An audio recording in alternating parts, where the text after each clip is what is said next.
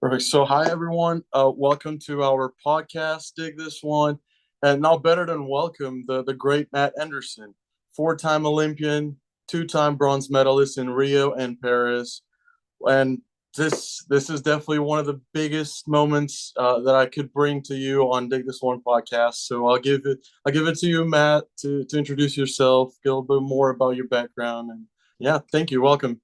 Yeah, thanks for having me. Yeah, so like you said, my name's Matt Anderson. Born and raised out just outside of Buffalo, New York, in a town called West Seneca. Uh, West Seneca West alumni from 2005, way back when. Went to Penn State for a few years.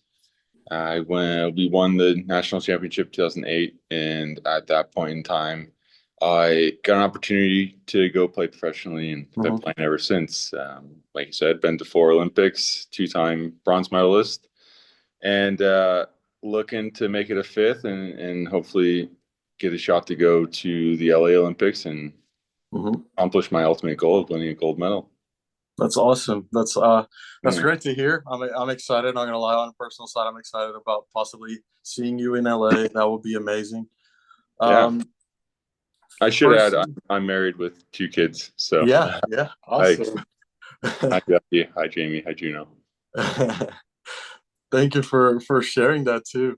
So basically, going a little bit through your journey in volleyball, we all know you've been playing for a while. You've been in the national team since 2008. Also, um, what was the biggest moment that you ever had in volleyball besides, or even with the Olympic medals? I would say probably because that's one of the highest moments every athlete can have. So, Yeah, winning both the bronze medals have been my best accomplishments, I would say. I mean, my goal as a volleyball player has always been to, well, I should say, once I got the understanding and opportunity that I could get a gold medal. That's been my goal, and it.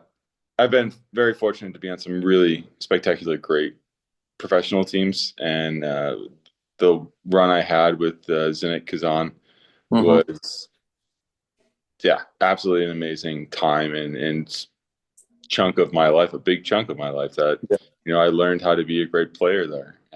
Kind of a big step in my career, both physically and then also mentally, Mhm. understanding that I am good enough and I able to help my team win just big moments. And but this last Olympics in Paris, I think takes the cake just for all the years that I've put in, all the hard work I've put in. Um, and then having my wife and kids there with me during that whole time, and then being able to bring my kids down on the court after we won the bronze medal, even though security doesn't want them down there, we don't care. We bring them down and we break the rules a little bit, but yeah, that was just an all-encompassing moment for me. That's amazing to hear, and so it's definitely a special moment having the kids with you on Yeah. that moment. It's incredible. So, Hmm. do I have a couple more questions? One really special, and this is you've played with a lot of players, national team, club wise. Who is the best guy you've ever faced, or best guy you've ever played with? Also, Hmm. Gosh, it's hard. I think most people will look at my career and kind of pick out that big chunk, like I said, when I played for Kazan and the players I played with, and specifically Wilfredo Leon. I mean, he's just an ultimate offensive weapon. He yeah, serves the crap out of the ball, hits the crap out of the ball, and at that point in his career, he had a lot to prove. He defected from Cuba, had to sit out a couple years, and wanted to jump back into the pro scene, playing on one of the best teams in the world, and had to show up, and he really did. He was an amazing addition to that team. Also on that team was Mikhailov, one of the best opposites to ever play the game. If there wasn't, some sanctions going on right now, he'd already have five Olympic games, and he's younger than me. I know that's crazy. He's a wild player. And then there's, great setters. I played alongside Nikola Gurbic, one of the best setters of all time. I didn't never got to play with Lloyd Ball, which, was kind of a bummer in my career, but I was just he was getting old and I was just showing up, so it wasn't really in the cards for us. I think one of the most complete players to ever play the game was Reed Pretty. I loved playing beside him. Taught me a lot. I'm not really answering your question, but No, um, you're fine. You're fine. Like those are yeah, extremely good players. So that's awesome. yeah. There's Sergei Tatukin, who's a legend from the Russian Yeah. squad. When I was coming into the pro leagues, the team Trento was dominating Hmm. that world, and players like Osmani Monterrey was young but just really really good. Matej Kaziski, um, yeah, I mean the list can go on. I could name a bunch, but if I had to narrow it down to a couple, it'd probably be some of those Russian players, Sergei Tatukin, Max, and then playing alongside Wilfredo was a really big joy of my life. So after you mentioned a lot of guys from the Russian teams, specifically Kazan, what's the biggest difference you've seen from the Russian volleyball, their league compared to other European leagues or South American leagues?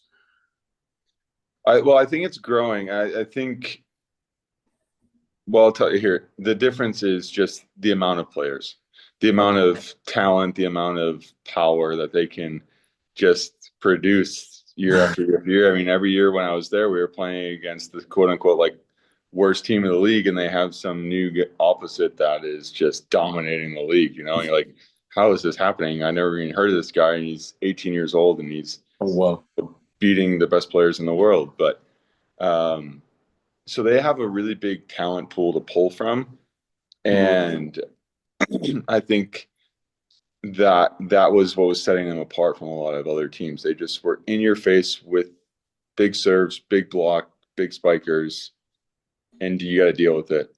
I think a country like Poland has Hmm. spent a lot of time and energy into developing their youth program, and the professional league there has helped that grow in making these players, the Polish players in particular, superstars in their own country, and makes it kind of a desirable sport to play. Where in the Hmm. States, we're looking at NBA players, basketball teams, the baseball teams, the football teams, as our kind of heroes as we're growing up. They're looking at these Hmm. volleyball players, and so they're getting more exposure, and that's just creating more buzz, making more athletes and kids want to play the sport. And so they're growing. I mean, Italy's always had a premier league, and they're Oh always yeah. have athletes that want to play volleyball, and same with Brazil and these other countries where it's a huge passion for them.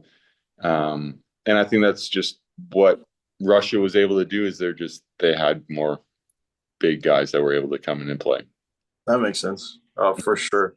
That's one of the things that since I started watching volleyball around the time that you actually started playing in the national team. So it was one. You're still one of my idols. It's always going to be Well, a thank little obvious for everyone around me. But I always had that vision of wow, the Russian league is insane. All those players and you. seeing you, Micah, and some other Americans, and even other, for example, like Wilfredo Leon going there and even facing some like difficulties of playing against the physicality. It was just insane to watch, and that's like even made me love volleyball even more. Even though I always watched Italy and obviously other leagues in Europe, but definitely seeing you guys there and seeing the level of volleyball that was even above all the other levels, it was just like Mhm. mind blowing for sure. Yeah, when we had that run, when we won Champions League that 4 years in a row, we were a pretty dominant team, and um, something that kind of rubbed off on me from that team was when I walk into a gym, I'm not afraid of anybody. I'm not afraid of any team or any individual player because I knew that I could beat anybody. I know on any given day I like my chances, and so I mean that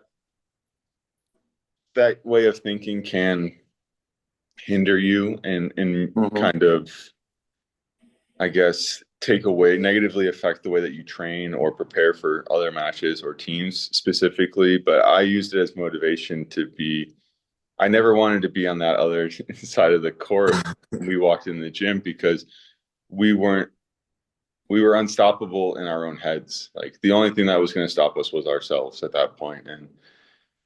And we didn't win every match, that's for sure. We didn't win every match, but we dang near won almost every match. And we put ourselves in such a great position that we believed in each other, we believed in ourselves, and we just went out there and played.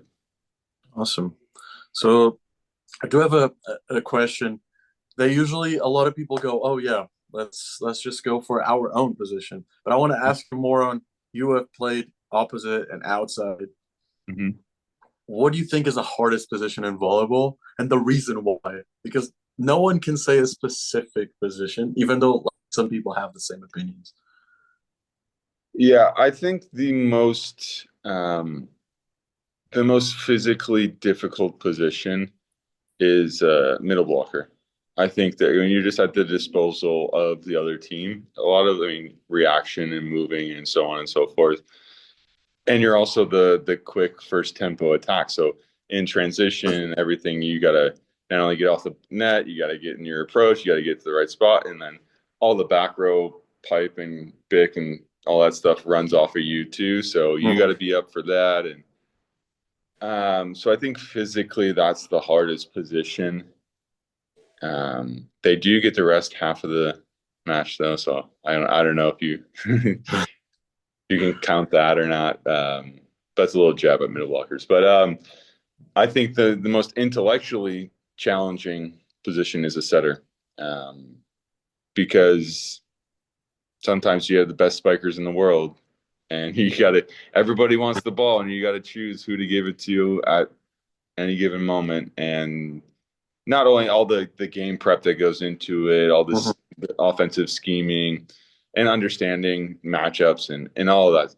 I like to play opposite because I can just go. I have one job: go out there, hit the ball, try and block some balls, serve, and maybe get a couple digs. It's always a bonus. But um, yeah, and obviously outside's got its own battles. But I think the middle blocker is the most physically demanding, and then the setter's the most intellectually demanding position. That's awesome. Thank you so much for that answer.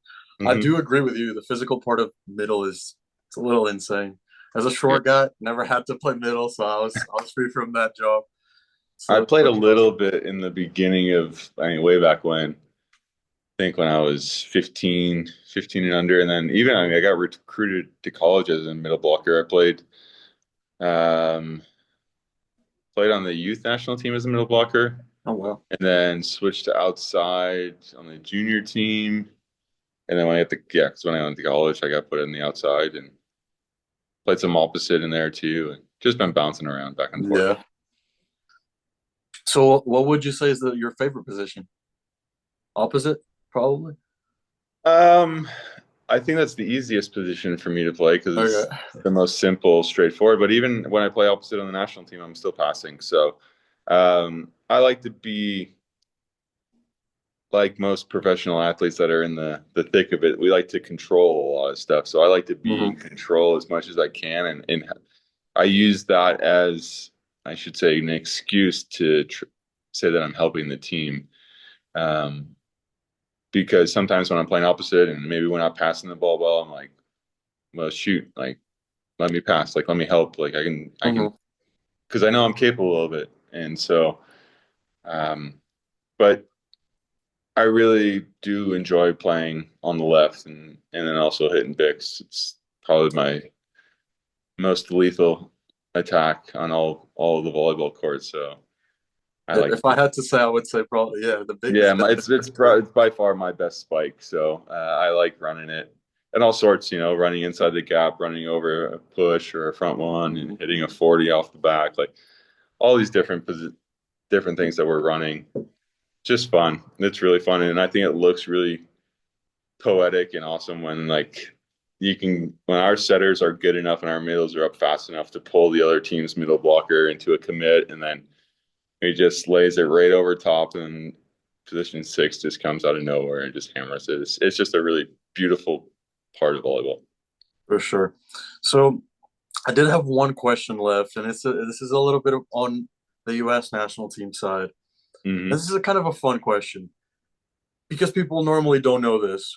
Who is the guy that you think that is like your closest friend, and usually you want to like because you sometimes you have to be roommates with someone that you would say, okay, this is going to be my roommate for the Olympics, or this is going to be the person that'll be around the most of my time. Easy. It's Max Holt. We've been roommates since we were freshmen in college. We were roommates in Rio.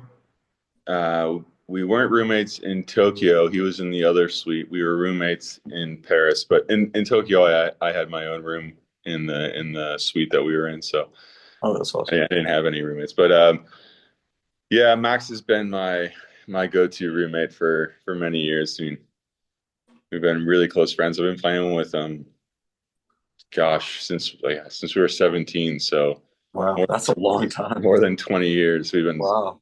teammates in some capacity. We played together professionally one year. He was in when we were in Modena together. Played against him a bunch when he was playing in Moscow, and then also in Piacenza back then. And so yeah, but he's Uncle Max to my kids. He's Maxie to me. He's always going to be basically a brother to me. That's awesome. That's great to hear. This question actually came up from one of my best friends back home, as a Hmm. huge fan, and he kind of knew about it a little, but I was like, let me ask because I know you guys have been playing for a while, but it's great to hear from you that friendship, that brotherhood you guys have. Hmm. So Yeah. I do have just one last thing, and Hmm. it's basically as I'm a college player, there's Hmm. thousands of college players, girls, guys. Just wanted you to give some tips about like if they want to go professional, what they should be doing, it's a good mindset in volleyball because we know volleyball is a really mental sport. Hmm. So yeah. Well, yeah, there's plenty of routes to go to get into the professional ranks, and I mean, there's the just kind of thing, right? The elephant in the room is like getting the exposure to go play and get an agent and everything like that. But to get the mental strength, it's hard. You'll hear national team players and probably some professional players talk about the quote unquote grind of it all and just grind it out, keep working, keep pushing. And there are days where this job is really hard.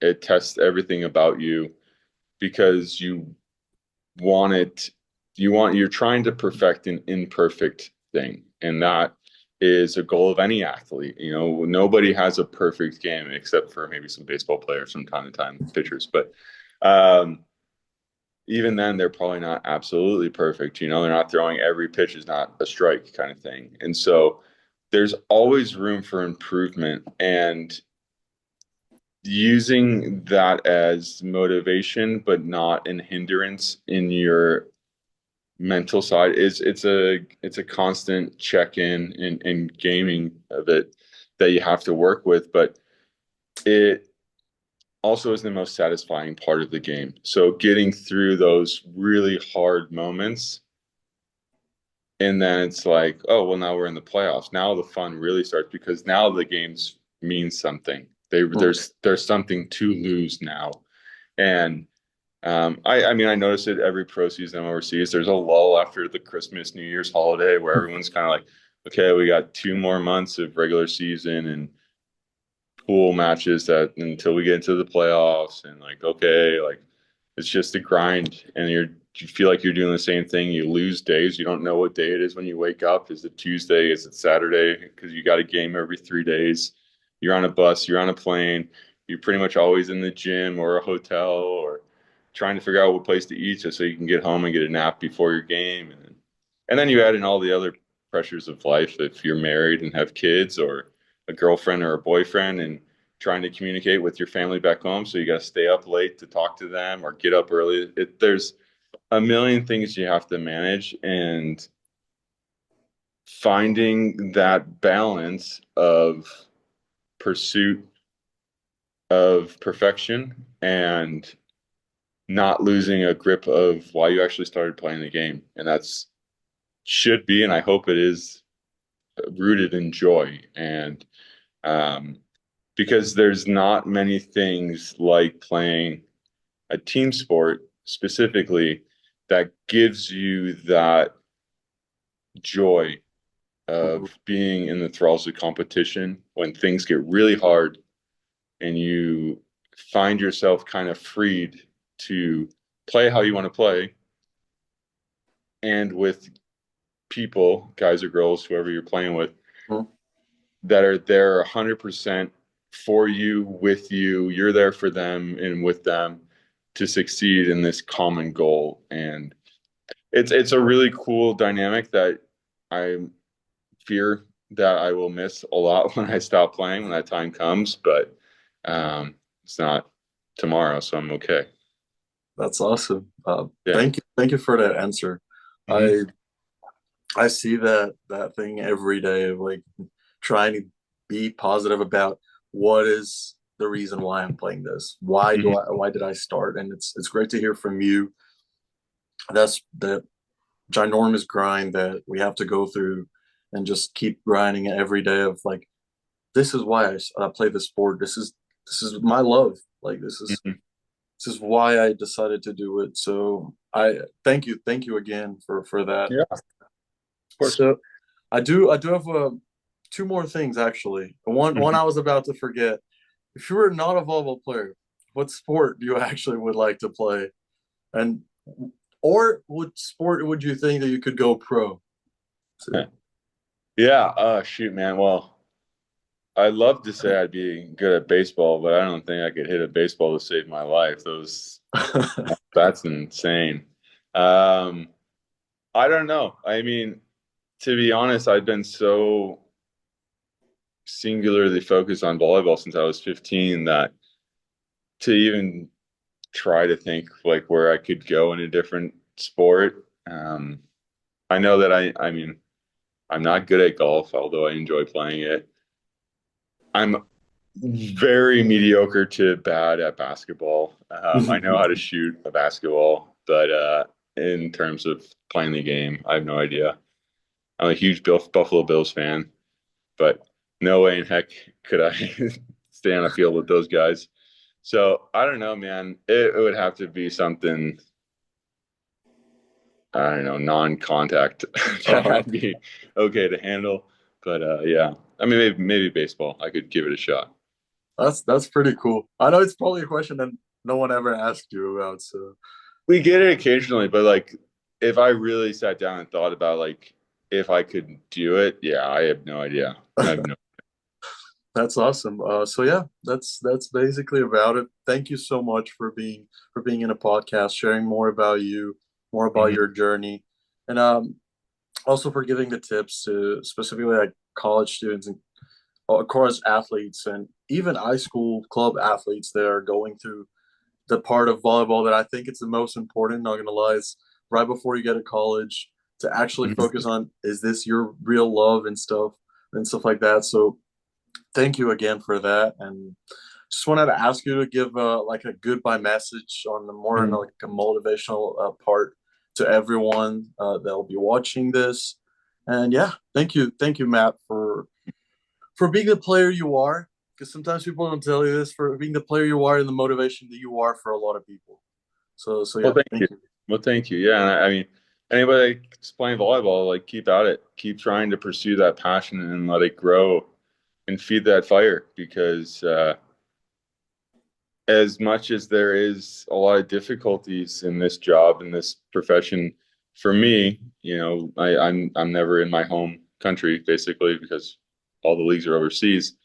It has opened so many doors, not only just professionally, financially, all that, just intellectually, culturally, meeting all these different people and becoming friends with people in different cultures that I never thought I would. Um, it gives you a greater understanding of people and who we are as people. And I'm extremely grateful for that. And I wish nothing but that for other people and as they continue their passions. So whether it's volleyball or even not, you know, just keep trying to build that passion towards something and finding joy in the struggle. Awesome. Thank you so much. Um, we'll have the pleasure to see you playing again. Hopefully Yeah. this summer. Not this Specifically, summer. I'm taking the summer off, but that's yeah, it's a little sad to hear, but also understood. we know season is long, so Yeah, that's good. It's good to that we'll be seeing you still play for a while. It's a yeah, pleasure, and thank you again. So yeah, yeah. My pleasure, man. awesome. Thank you. Thank you. Have a great night. Thank you again, and hopefully you have a great rest of the season. Thank you. Appreciate that. Thank you.